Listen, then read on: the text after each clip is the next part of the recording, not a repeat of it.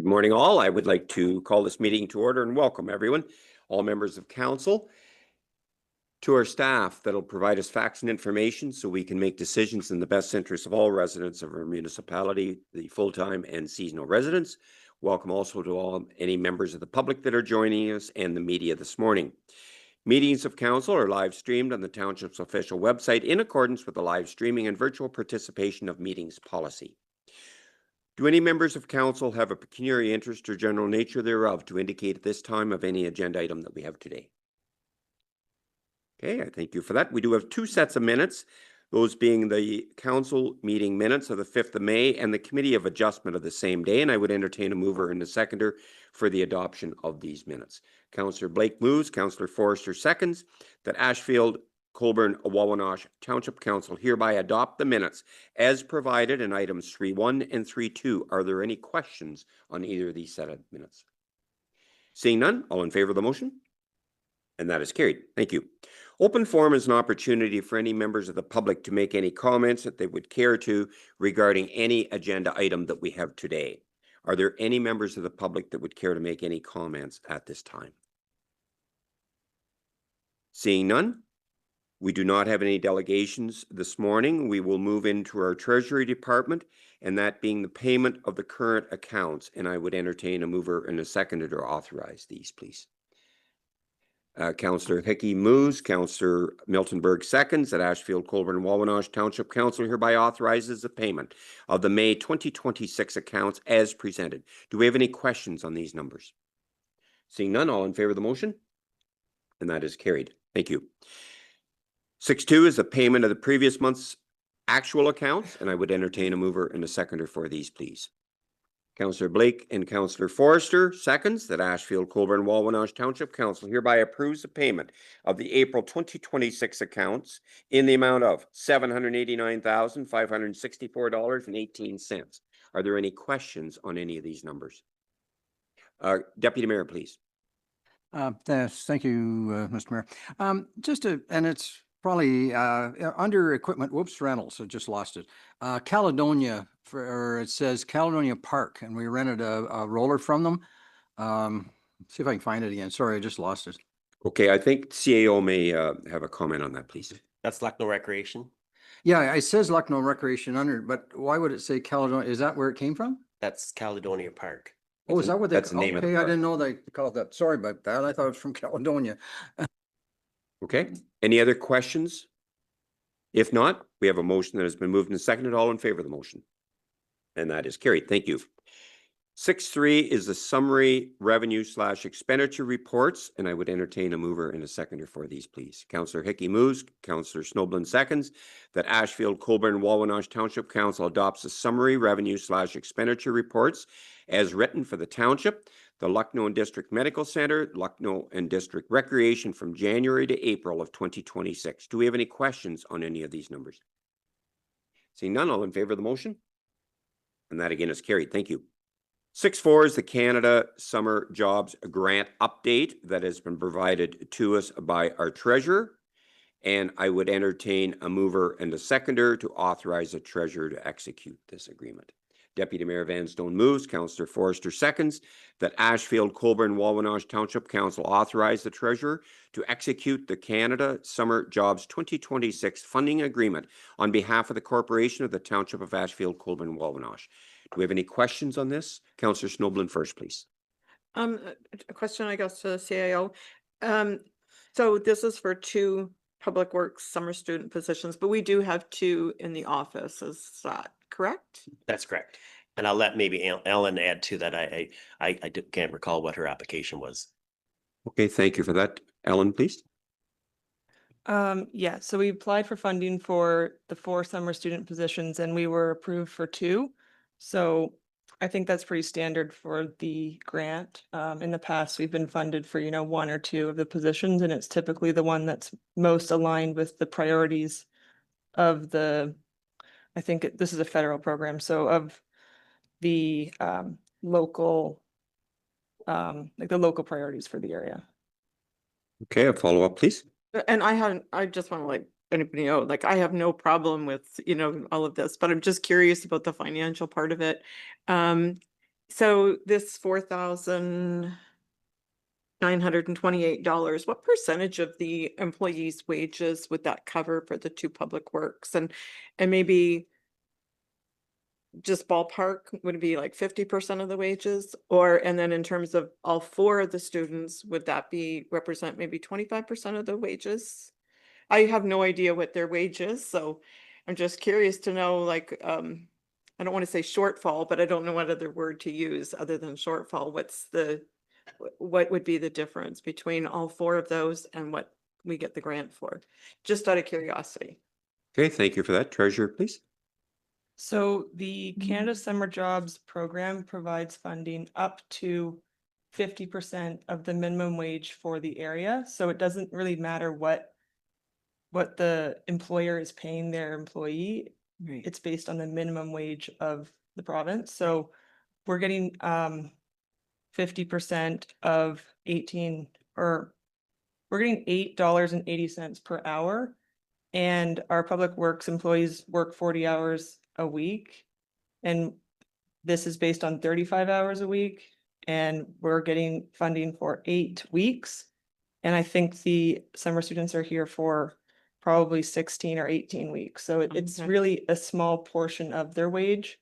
But in the budget, we don't account for any grant. And if we do get approved for grant funding, it's kind of a bonus. It's not something that we expect or rely on, I think, when we're doing the budget. Again, thank you very much for that information. I have no problem with this. I just am out of curiosity, would like to know, but thanks for clarifying that. Thank you. And it does help to offset some of the expenses, and it is great to have summer students working here in our municipality. Any other questions on this? If not, all in favor of the motion? And that is carried. Thank you. We have nothing under planning today. We do have the chief building officials report. It is for information purposes. Do we have any questions for Joy on her report at all?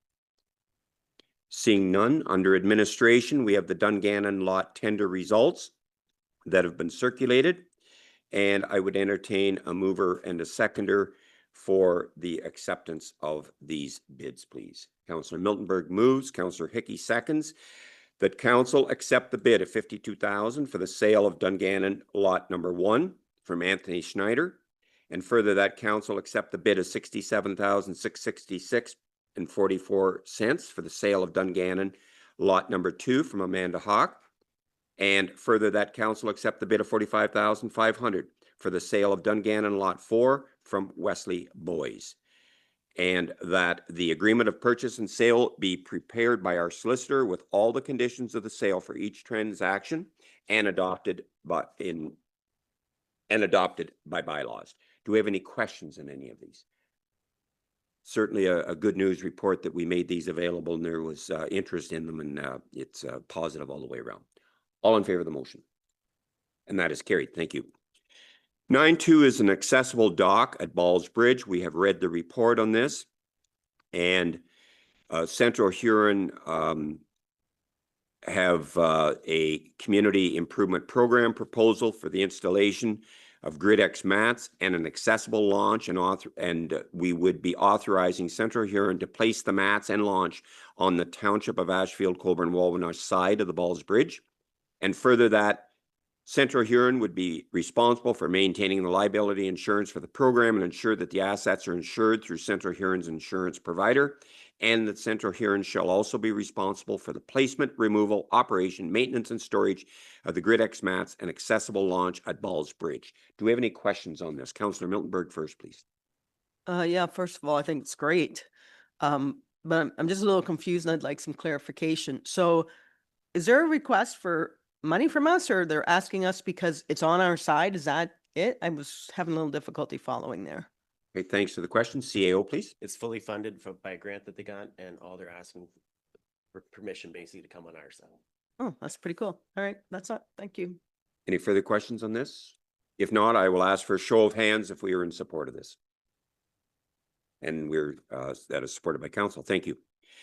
We have nothing under water or drainage. Under public works, please note the waste management update, and that is the demo day in Come and Go.